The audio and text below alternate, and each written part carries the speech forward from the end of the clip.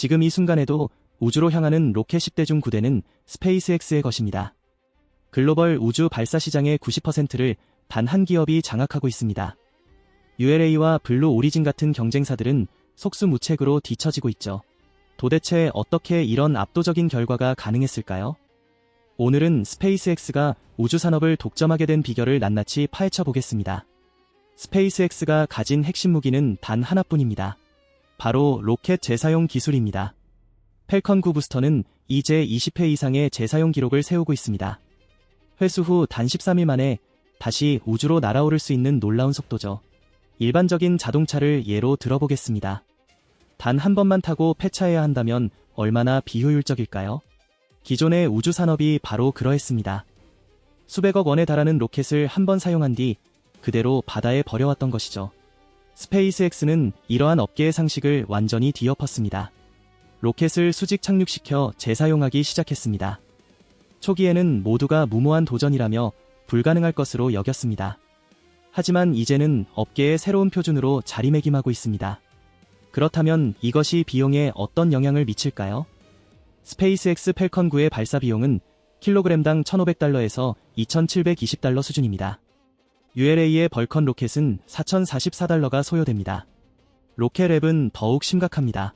킬로그램당 무려 19,039달러로 스페이스X 대비 7배에서 10배나 더 비쌉니다. 가격 경쟁력 측면에서 도저히 승산이 없는 구조입니다. 2025년 스페이스X는 연간 146회의 발사를 기록했습니다. 경쟁사인 ULA는 고작 10회에서 15회 수준에 그쳤습니다. 발사 빈도 면에서도 압도적인 격차를 보이고 있습니다. 블루 오리진은 더욱 저조합니다. 2025년 한 해 동안 단 2회에서 5회에 그쳤죠. 제프 베이조스가 수십억 달러를 투자했음에도 불구하고 결과는 이 정도 수준에 머물렀습니다. 이는 기업 간의 기술력 격차를 여실히 보여줍니다. 로켓랩은 시장에서 꽤 선전하고 있는 모습입니다.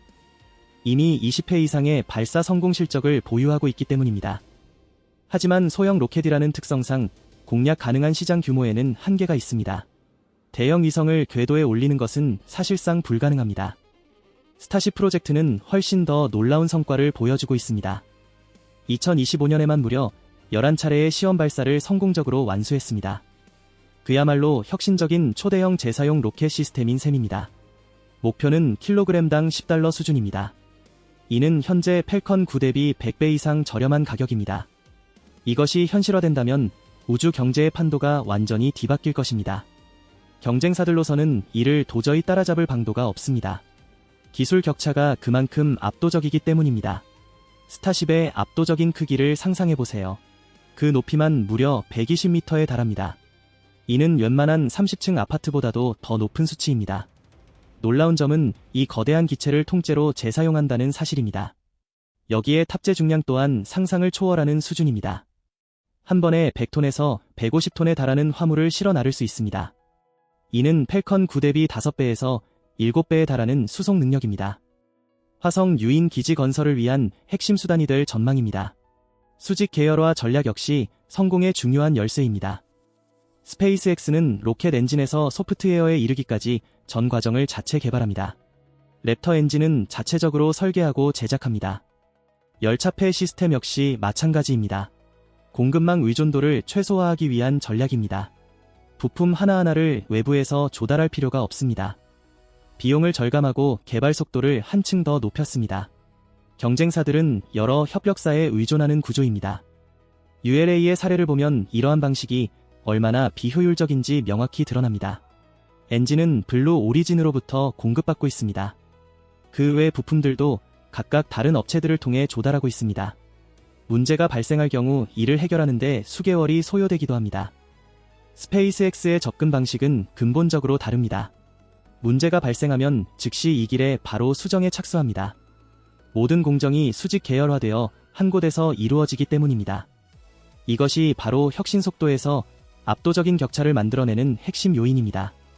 스타링크는 회사의 지속 가능한 성장을 뒷받침하는 강력한 수익원입니다. 사실 이 사업이 진정한 주력 사업이라고 할 수 있습니다. 2025년 연간 매출은 120억 달러에서 140억 달러에 이를 것으로 전망됩니다. 이는 전체 매출의 70% 이상을 차지하는 수준입니다. 스페이스X 전체 매출 155억 달러 중 상당 부분이 스타링크에서 발생하고 있습니다. 로켓 발사 사업은 오히려 부수적으로 느껴질 정도입니다.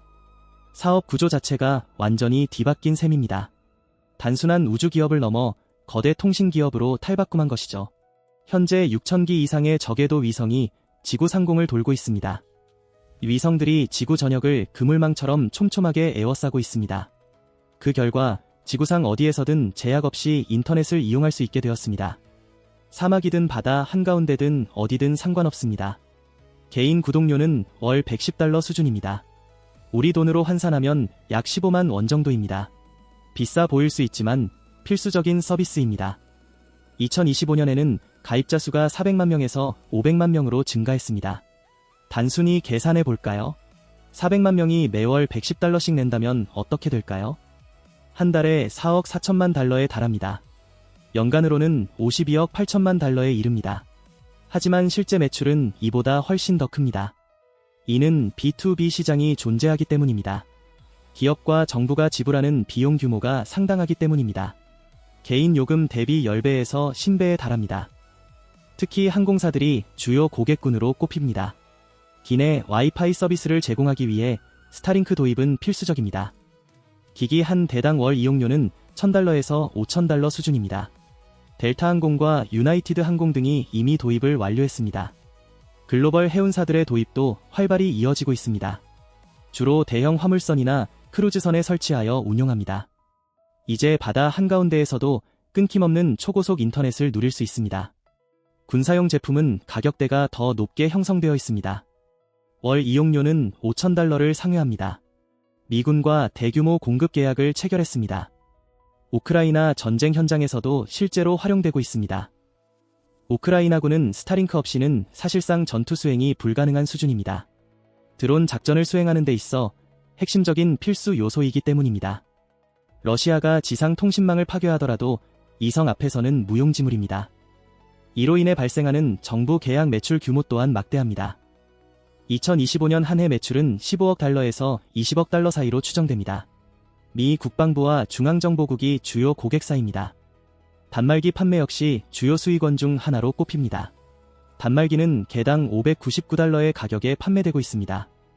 연간 150만 대가 판매되고 있습니다. 매출 규모는 약 8억 9천만 달러에 달합니다. 과거에는 제작 비용이 훨씬 비쌌죠. 현재는 대량 생산 체제를 통해 300달러 수준까지 낮아졌습니다. 단말기 한 대당 약 300달러의 수익이 발생하는 셈입니다. 2025년 스타링크의 단독 매출 예상치를 정리해 보겠습니다. 일반 구독 39억 달러, 단말기 8.9억 달러, 정부 계약 20억 달러 등입니다. 이미 손익분기점을 돌파한 상태입니다. 초기에는 적자 상태였습니다. 위성을 발사하는데 막대한 비용이 투입되었기 때문입니다. 하지만 현재는 흑자로 전환되었습니다. 수익금을 로켓 개발에 재투자합니다. 이것이 스타쉽 프로젝트를 추진하는 원동력입니다. 최근 한국 시장으로도 사업 영역을 확장했습니다. 2025년에 정식으로 상용화되었습니다. 월 이용료는 87,000원으로 책정되었습니다. 현재 SK텔레콤과 긴밀히 협력하고 있습니다. 공식 리셀러 계약을 체결했습니다. SK텔레콤에서 유통 및 고객 관리를 전담합니다.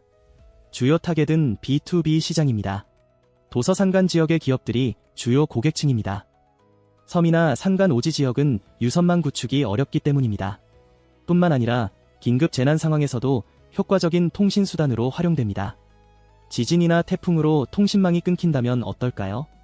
다만 일반 소비자 시장에서의 활용도는 다소 제한적일 수 있습니다.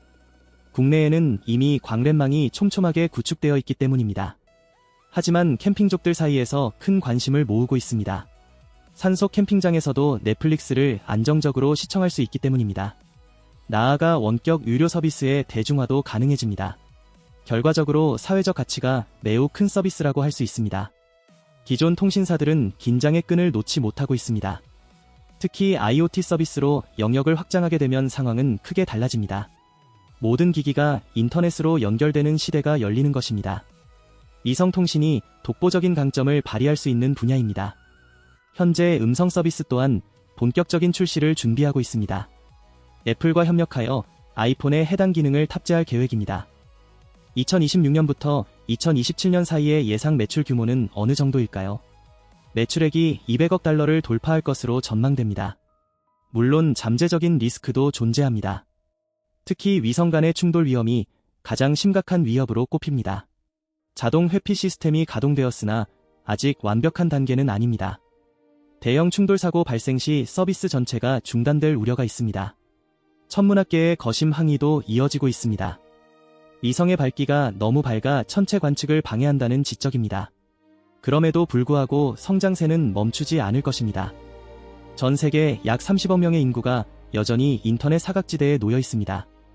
특히 아프리카 시장의 잠재력과 규모가 상당합니다. 아마존 밀림 지역은 접근조차 매우 어렵습니다. 스페이스X 상장 시 스타링크의 기업 가치가 핵심 지표가 될 것입니다. 스타링크의 가치만 별도로 산정해도 7천억 달러에 달합니다. 네이버 시가총액의 약 20배에서 30배에 달하는 수준입니다. 강력한 선순환 구조를 구축한 것입니다. 반면 경쟁사들은 이러한 비즈니스 구조를 갖추고 있지 못합니다. 그들은 단순히 로켓 발사 서비스 사업에만 국한되어 있습니다. 현재 AI 데이터 센터 사업으로도 영역을 넓혀가고 있습니다. 글로벌 통신 플랫폼 기업으로 도약하고 있습니다. ULA의 경우 여전히 정부 계약에 크게 의존하고 있습니다. 가격 경쟁력 또한 스페이스X 발사 비용의 2배에 달하기 때문입니다. 블루 오리진의 뉴글렌은 대규모 탑재체 운송을 목표로 하나 아직 실전 운용 경험과 데이터가 부족하다는 점이 과제로 남아있습니다. 제프 베이조스는 자신의 개인 재산을 쏟아붓고 있지만 기술 격차가 10년 이상 벌어져 있어 따라잡기에는 역부족입니다. 스페이스X가 본격적인 기업 공개, IPO 준비에 돌입했습니다. 상장 목표 시점은 2026년 하반기로 계획되어 있습니다. 과연 그 기업 가치는 어느 정도 수준일까요? 1조 5천억 달러 규모로 추정됩니다. 삼성전자 시가총액의 5배에 달하는 규모입니다. 일론 머스크는 스타쉽의 대량 생산을 위해 전체 상장을 결정했습니다. 연간 1000대의 스타쉽을 생산하겠다는 목표입니다. 화성 식민지 건설을 위해서는 수백 대의 스타쉽이 필요합니다. 우리는 지금 역사의 중대한 전환점을 목격하고 있습니다. 일론 머스크의 비전이 현실화되고 있습니다. 인류를 다행성 종족으로 거듭나게 하겠다는 목표입니다. 앞으로의 10년은 인류의 우주 진출에 있어 매우 결정적인 시기가 될 것입니다. 스타쉽의 성공 여부가 모든 성패를 가를 것입니다. 역사는 바로 지금 이 순간 새로이 쓰이고 있습니다. 우리는 그 장엄한 역사의 산증인입니다. 인류 역사의 새로운 장이 펼쳐지고 있습니다.